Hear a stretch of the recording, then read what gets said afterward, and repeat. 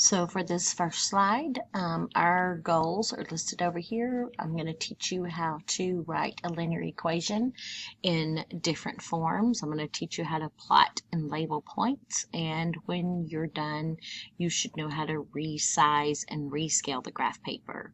So I'm going to try to do all that as quickly as I possibly can. So in any line that you have on the Desmos graphing calculator, all you got to do to type in an equation is literally just type in y equals x. Y equals x plus 2. That's a slope-intercept form equation. It's because it's in the form y equals mx plus b. Desmos is smart enough that you don't even have to have it in y equals form. You don't have to type in the y equals.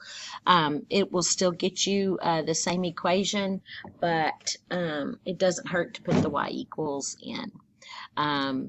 You don't have to have it in slope-intercept form. The other form that you learned is 2x plus 3y equals 6. There's an equation that's called standard form.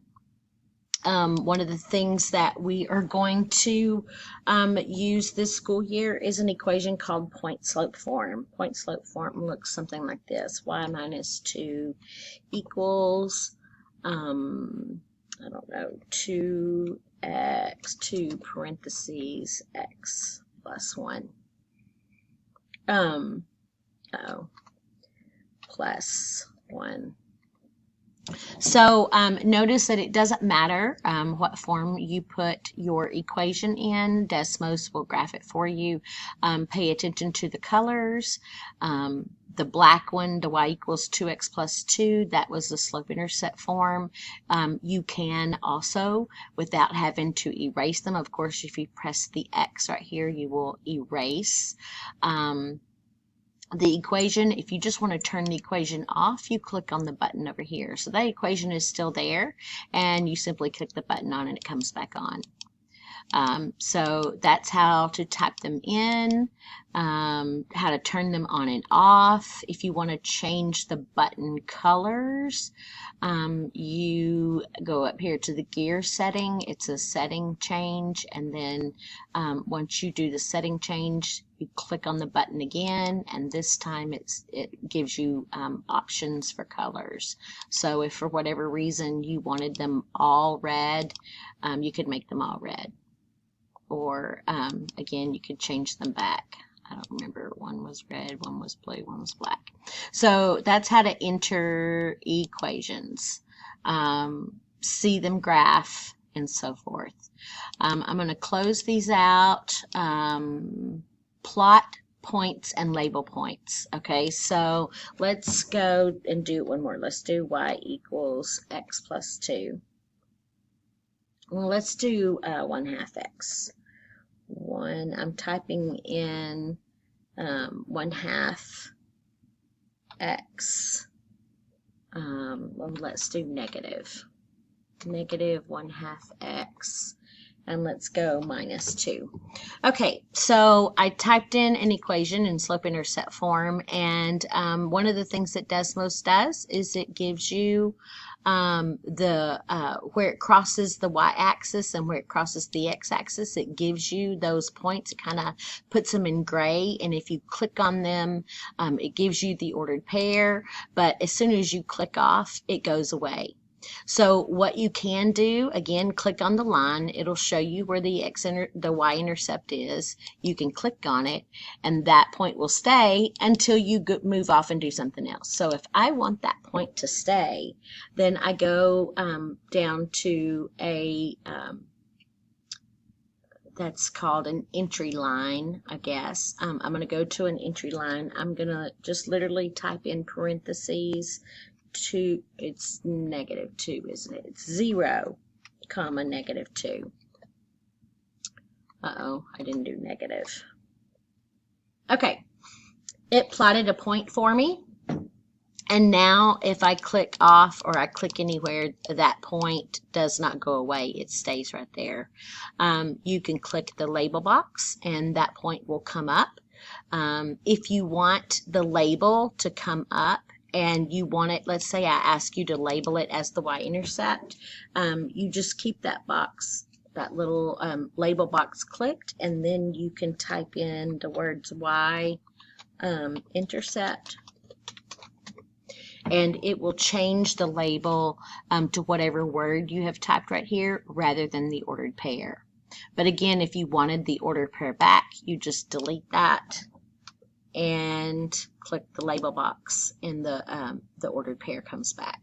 So it doesn't have to be the y-intercept. It could be any point along that line. Speaking of points along the line, if you click on the line anywhere and just drag your cursor, it gives you the ordered pairs at that particular point. It is hard sometimes to get exactly. See that? I want that to be on 3. I'm not quite on 3.